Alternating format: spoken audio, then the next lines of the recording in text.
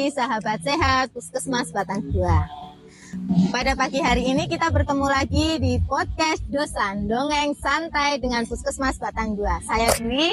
Hari ini kita akan membahas topik yang sangat menarik dan terbaru, yaitu Posyandu Integrasi Layanan Primer atau biasa disebut Posyandu ILP di Puskesmas Batang 2. Ada dua narasumber kita yang sangat kompeten dan sangat-sangat menguasai tentang bidang ini, yaitu Dr. Ori selaku Dokter Puskesmas Batang 2 dan Ibu Wiwin selaku Promkes atau Promosi Kesehatan di Puskesmas Batang 2. Selamat pagi, selamat datang Dr. Ori dan Ibu Wiwin di Batang 2 ini. Terima kasih atas kehadirannya. Mungkin kita bisa mulai ya. Apa sih ILP itu agar masyarakat wilayah Puskesmas Batang 2 dan sekitarnya tahu apa itu Posyandu Integrasi Layanan Primer atau ILP. Silahkan dokter bisa menjelaskan. Oke, saya akan menjelaskan tentang ILP ini ya Bu. Mungkin banyak orang atau masyarakat yang udah mulai tahu nih tentang apa itu ILP ya. Jadi ILP sendiri itu kan integrasi layanan primer seperti posyandu seperti itu. Nah, dia itu suatu kegiatan pelayanan kesehatan di mana dia itu bertujuan untuk mendekatkan pelayanan kesehatan itu kepada seluruh masyarakat, sehingga di mana masyarakat nanti itu mudah menjangkau untuk ke lokasi atau tujuan di mana tempat integrasi primer itu ada gitu.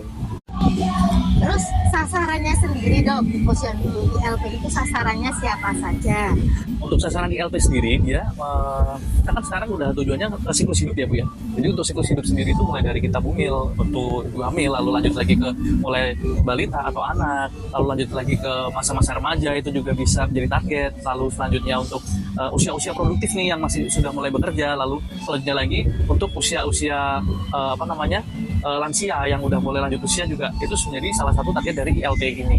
Untuk Wiwin sendiri, apa sih peran dari petugas Promkes atau Promosi Kesehatan di Puskesmas Batang 2 dalam menggiatkan atau mensupport adanya Posyandu ILP ini? Terima kasih Mbak Dwi.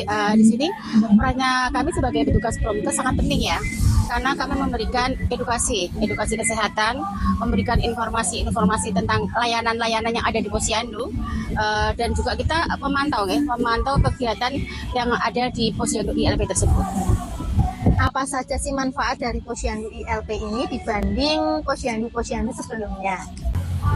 Sangat penting sekali ya dokter ya, karena ILP sekarang itu jadi satu Mbak Dwi. Kalau dulu kan cuma balita saja ya dokter ya, balita sama ibu saja, ibu hamil ya. Kalau sekarang dari mbah-mbah, dari anak sekolah ya, anak remaja, itu semuanya, ibu hamil dari anak bayi, semuanya bisa dilayani dalam satu tempat. Terus dari petugas Promkes sendiri ya Bu Wiwin, untuk agar semangat itu, perannya itu promosinya seperti apa sih ke masyarakat? Oh iya. Kita selalu giat ya Mbak Dwi ya, bisa melalui bidan atau kita langsung terjun sendiri ya, mengedukasi kepada masyarakat dan melibatkan masyarakat langsung dalam perencanaan dan pelaksanaan kegiatan di Posyandu itu sendiri ya. Jadi mereka itu biar tahu loh, ini apa kegiatan Posyandu itu seperti apa, menariknya bagaimana gitu. Jadi kita bareng-bareng Mbak Dwi, terlibat langsung masyarakat itu.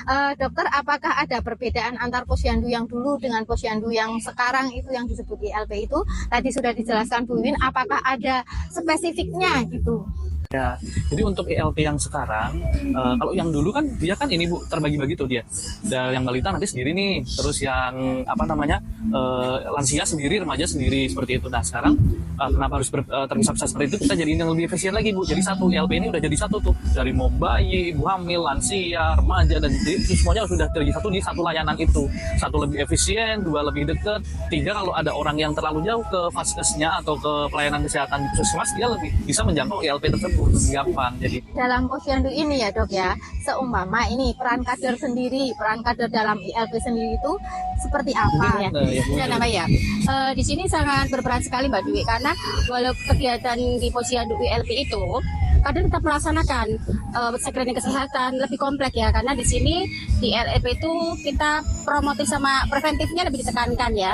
Di situ juga nanti kader setelah kegiatan pelayanan bisa melakukan kunjungan rumah kalau diperlukan ya. Jadi kita screening yang dibutuhkan dari masyarakat itu apa, kita tidak lanjuti di dalam Posyandu itu. Lebih lengkap dan efisien, dan tentu masyarakat jadi lebih enak ya, lebih mudah, saya yakin masyarakat lebih semangat untuk mengikuti karena kita jadi satu. Yang tadinya mungkin ibu hamil harus ke pustu atau puskesmas jadi satu bisa di situ. Jadi alhamdulillah bisa memudahkan masyarakat agar lebih semangat ke posyandu tersebut. Lalu adakah tantangan tersendiri dalam menghadapi pelaksanaan posyandu ILP tersebut? Kalau tantangan sendiri ya Bu ya, satu ada beberapa ya. Satu itu dari peran masyarakat sendiri ya. Kita nggak akan jalan segi ILP ini kalau peran masyarakat itu memang kurang aktif gitu. Jadi kita butuh bareng-bareng bersama-sama dengan masyarakat. Ayo kita bangun ILP ini bersama-sama. Lalu selanjutnya juga kemungkinan dari tenaga medis yang kurang terlatih gitu ya, SDM ya mungkin ya. Kita mungkin nanti akan ikutin pelatihan-pelatihan seperti itu ya Bu ya. Lalu selanjutnya dari logistik dan tentunya pendanaan dong ya. Iya, Itu pasti ya. Lalu kerjasama dari pemerintah, kesehatan, masyarakat itu sangat penting banget karena untuk membangun ILP ini menjadi ILP yang berkualitas ya gitu. Oh iya, oke. Nambahin sedikit Mbak Dwi ya. Di sini memang tantangannya berat sekali ya, namanya ILP ya, dokter ya. SDM-nya dari kader juga perlu kita tingkatkan ya, mengadakan pelatihan-pelatihan karena banyak sekali laporan-laporan yang berbasis dengan teknologi gitu ya. Ya, data-data pelaporan dan pencatatannya. Jadi memang banyak, tapi kita selalu bersemangat bersama kader dan masyarakat itu untuk memang istilahnya mewujudkan ILP yang bagus kayak gitu Mbak Dwi. Sebagai contoh kayak kader itu tangan panjangnya puskesmas ya. Jadi kita memang harus kerjasama yang baik dengan kader sehingga bisa tercipta ILP yang seperti yang kita harapkan. Peran teknologi sendiri di dalam ILP seperti apa? Ya. Kalau teknologi dari ILP dulu yang jelas kita sangat terbantu sekali dengan adanya teknologi dan informasi saat ini ya Bu ya. Karena dari teknologi dan informasi saat ini, satu kita bisa melakukan pencatatan dan pelaporan itu lebih mudah. Lalu juga bisa melakukan pemantauan nih, pemantauan apa aja, pemantauan program tentunya, pemantauan program tentang kesehatan. Lalu selanjutnya juga dari aplikasi-aplikasi atau media-media sosial ya Bu, seperti Instagram, lalu ada obrolan-obrolan singkat atau WhatsApp group seperti itu. Lalu selanjutnya juga dari semuanya itu kita juga bisa melakukan analisis data yang tadi saya bilang itu, analisis data di mana kebutuhan apa saja yang ILP ini dibutuhkan. Menarik sekali ya para sobat Puskesmas Batang 2. Ini Pak Dr. Ori dan Bu Wiwin, sebelum kita akhiri mungkin bisa memberikan pesan kepada pendengar Puskesmas Batang 2. Apa sih kita tentang posyandu ILP itu, garis besarnya agar masyarakat itu paham dan masyarakat itu tahu tertarik datang ke posyandu tersebut. Jadi untuk ILP sendiri buat ibu-ibu bapak-bapak yang di rumah yang mungkin mendengar podcast ini, ILP sendiri itu bukan untuk kepentingan pribadi kita, tapi kita benar-benar membantu nih kepada masyarakat karena udah terintegrasi sekarang. Jadi masyarakat lebih mudah, lebih terbantu karena lebih dekat juga, waktunya juga lebih cepat, dia nggak perlu ke puskesmas yang jaraknya agak jauh seperti itu. Lalu peran aktifnya juga kita mohon Bapak Ibu, ayo kita bareng-bareng wujudkan program ILP ini itu biar jalan ya, karena dari kita kembali untuk kita lagi seperti itu.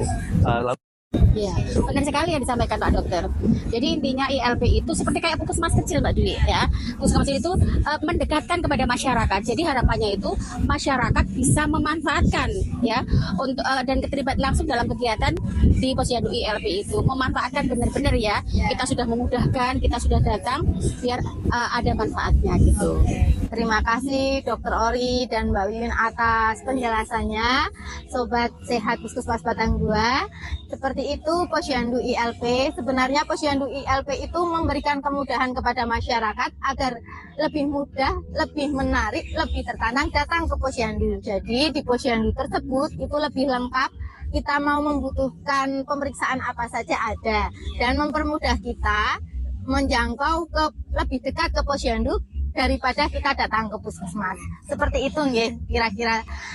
Terima kasih, sampai bertemu kembali di obrolan cantik di Puskesmas Batang 2. Selamat pagi.